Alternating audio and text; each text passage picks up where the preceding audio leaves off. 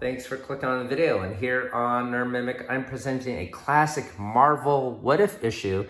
This is number 26 that was part of the first volume and came out in April 1981. So part of the reason why we're presenting this What If issue is the What If Season 3 and the final season of the What If show on Disney Plus is going to premiere on December 22nd. I'm really excited for that. I wish they have more additional seasons, but they state quite specifically that this will be the last season, unfortunately. The other reason why I'm presenting this issue is we had a recent election, of course. Now, the voter turnout in 2024, the total volume of voters seems to be a little bit less than the historic high turnout in 2020. So less people voted, and maybe people weren't interested in the candidates, and that's okay. And it got me wondering about other alternatives, a what-if scenario. So this scenario got me thinking about this old what-if issue, and you can see here on the title, what if Captain America had been elected president? So yes, that is the main theme of this story. There's actually 3 stories in this comic book, and we're just going to cover this main long one. I'm going to go through this entire comic book story in 4K so you can read along with me. But certainly it's not the first comic book character to be elected president in a fictional universe, of course, right? The most popular one probably is Lex Luthor in the DC universe. And there's an upcoming MCU movie, the new Captain America movie, where Thunderbolt Ross is going to be the president. So that's going to be an interesting take on the presidency as well. Before we crack this comic book open, let's appreciate the cover here. And you can clearly see Steve Rogers being sworn in by the Chief Justice, who actually is depicted as Jack Kirby. You can see the Fantastic Four sitting in the background there, and you see Nick Fury. And I believe this is Cyclops. He is actually in the story, and several other X-Men. All right, let's get this comic book out of the protective bag and board.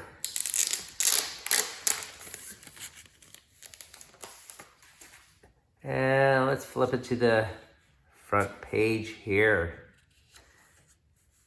See here, the Watcher, and the title, What If Captain America Were Elected President? So here you can see the Marvel ticket. It's just having fun with the artists, the writers, having some wacky titles. They always do that typically on the splash page. We'll flip the page over. All right, so here we're starting off the story. Welcome to the channel where we talk about all manners of nerdy stuff, from toys, board games, comic books, Dungeons and Dragons, game books, as well as technology on Saturdays and gamer snacks on Sundays. Now, we also do monthly giveaways, and everything you see here is part of our big December Advent Calendar giveaway. I'll put a link down below how you can win this prize. And if you're watching this from the future, I'm sorry you missed out, you could click our main channel page for that current information. And if you like what you see on this video, hopefully consider hitting that like and subscribe. It's free to you, and it certainly helps us out on the channel. Thanks for watching. If he would run for presidency, as he's offered the chance by Senator Underwood here.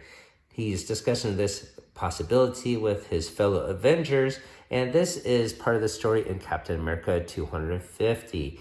Now, of course, he declines in the comic book real world story. However, of course, in this What If issue, he agrees to it. So, because I will run and we will win. So he is part of the populist ticket. He's not running as a Democrat or Republican. Now, you can see in the bottom here, the Fantastic Four is offered a comment about this run for Captain America for presidency. Will you endorse him? Sorry, but the Fantastic Four does not endorse political candidates.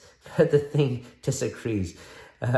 Now, hear this, America. I'm voting for Old Winghead, and anyone doesn't like it is a Yancey Streeter. Let's turn the page here.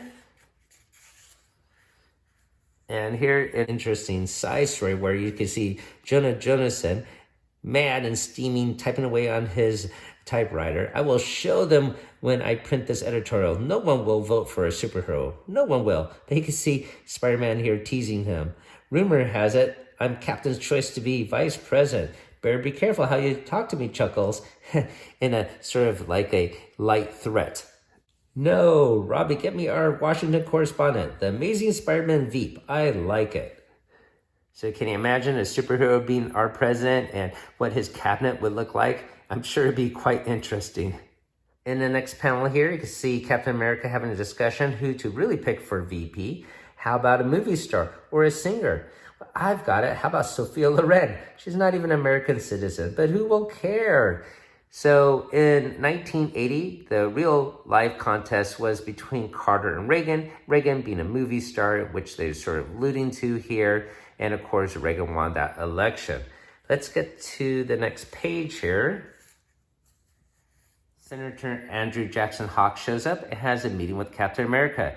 This fictional character was important in Iron Man as he was an agent of the Manchurian and tried to stop Tony Stark's influence in having the U.S. use his defense technology. This meeting with Captain America goes great and ends up being picked as the VP candidate. The political commentators down below here approve of his choice of VP, as that will give Captain America some political experience in the executive branch. However, they state that how can we elect someone that we don't even know their name or face? So yes, Captain America is still Captain America, and the general public do not know that he is Steve Rogers. So let's flip the page here. Captain America on the next couple panels here states that he has revealed his identity to his running mate, and he will do so to the general public if he is elected. They have a discussion here about some of the security measures around the nation, and there is a current revolution going on in San Pedro that will be more important later on in the story. You can see Jimmy Carter here and Reagan depicted, and they're having the election, and you can see that Captain America is going to win. Let's turn the page. We can see Captain America getting sworn in here. And for his first inaugural address, he keeps his campaign promise and takes off his mask and reveals himself as Steve Rogers. Now, this is sort of surprising to some other people. This is a gasp by Bernie Rosenthal, who was a love interest of Steve Rogers. She didn't know that he was Captain America. In the next panel, you can see a crosshairs on Captain America. And yes, there's going to be an assassination attempt on him. You can see a shot ring out. And get down, everyone. So Secret Service tells Captain America to get down and stay put. But nope, that's not what he's going to do. He gets his shield, gets his helmet back on, and he jumps into action. He finds that the shooter's probably in this building here, jumps up high, crashes through the window, and gets a perpetrator. And you can see the Secret Service comment, and we're supposed to be guarding him? Yeah, but just seeing him makes me feel safer somehow, you know? So that's pretty silly. Let's go turn to the next page here. This next page explains what Captain America tries to achieve in his presidency early on.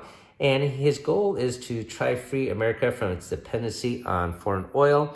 And they get this satellite sent to space, which collects solar rays and use that energy to help power houses in America. On the bottom page here, it explains in South America, this fictional country, San Pedro, is having a revolution, and they're trying to fight the tyranny of a vicious dictatorship. Let's turn the page here. Captain America has decided to help those revolutionary fighters with light guns that are based on the technology from that solar power satellite. You can see these revolutionary fighters are now armed with these U.S. light guns, and their leader, Morez, has toppled the dictatorship and now is leading the country. He sends an invite to Steve Rogers to visit the country, and he decides to accept. So he flies on Air Force One and heads over to San Pedro. Captain America is greeted by their new leader, Morez, and he is taken to the palace there. They explore the palace, take a look at all these wonderful treasures, and then because this country is lacking in money, Steve Rogers says, I was just wondering, your people are so poor, yet you have so many treasures. Surely they could be sold. The money could be used to alleviate your country's suffering. And then Maria says, but why should the mighty aid the low when it is the lot of the lowly to serve? What? I can't believe you. And then Perez takes off his face mask and reveals he is the Red Skull. How wacky is that? Let's turn to the next page here. We see Red Skull grabbing this ornamental piece, and it turns out to be a modified light gun, and he zaps Captain America with it. And Steve Rogers is knocked out, and he's placed in jail. He asks, why have you done this? Well, because I'm your arch nemesis, is basically his explanation. We are polar opposites, and I am compelled to do so. Anyhow, Red Skull now has control of that solar satellite. He was able to do so by sort of reverse engineering the technology of the light guns that America sent to San Pedro. And so Steve Rogers feels very guilty about this, that he sort of lent a madman a gun, and now this gun is pointed at America. Let's get to the next thrilling page here. Red Skull has announced his intentions to destroy America on television, and we see Nick Fury trying to lead assault on the solar satellite, trying to destroy it, but its defenses are too strong.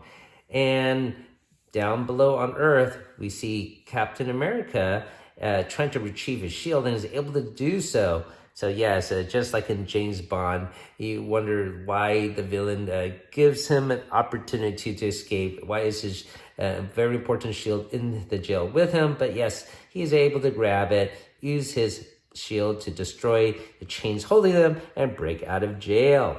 They have a fight, and he gets hold of the controls and tries to turn the satellite away from Washington, D.C., and because he has done so, now that the overloaded system will treat your command as a homing signal. So basically those light rays are now going to head towards San Pedro and destroy the palace where they're at.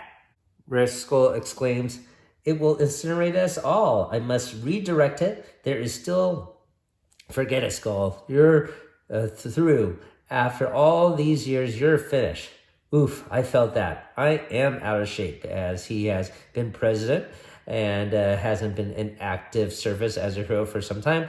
He throws Red Skull out, but he still is a hero and tries to look for him, but there's just too much smoke and can't find Red Skull, so he tries to head out. When Captain America heads outside, he sees that the beam that is heading towards the palace is now turning away from him, and he deduces that this antenna is controlling the satellite as he can see it move, and he believes that it is Red Skull somehow at the control center of this antenna influencing it. So he heads back into the palace, finds Red Skull, they have an epic battle, and the satellite incinerates the palace, and they are both killed. And you can see Captain America's shield cracked and destroyed. There is a funeral for President Captain America, and you can see many other superheroes in attendance. And that is the end. So what do you think about this quirky little story from 1981? This is the only story I know where a positive superhero like Captain America becomes president. Most of the other comic book iterations, it's usually supervillains like Lex Luthor, and even recently in The Boys, where Homelander becomes a near presidential figure. Regardless, thank you for watching, everyone. Hopefully you had fun with this, and keep on adventuring out there.